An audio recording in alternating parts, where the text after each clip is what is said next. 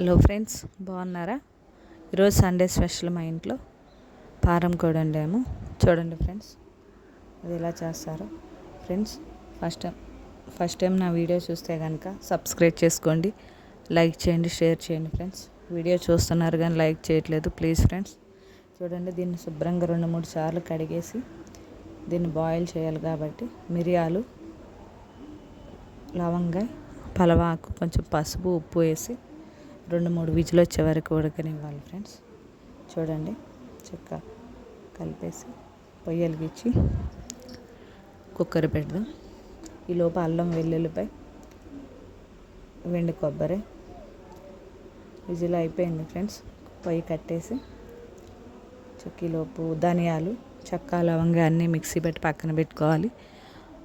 ఇప్పుడు కళాయిలో నూనె పోసి పచ్చిమిర్చి, ఉల్లిపాయ బాగా వేగనించి తర్వాత అల్లం పేస్ట్ కూడా వేసుకోవాలి.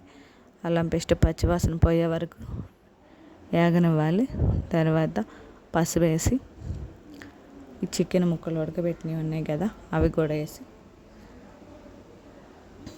చక్కగా బాగా నూనె తేలే వరకు వేగనిచ్చి దానిలో కొంచెం కారం, కొంచెం సాల్ట్ అన్నీ వేసి చక్కగా కలపాలి. లాస్ట్లో కొంచెం కొత్తిమీర వేసి దించేసాను.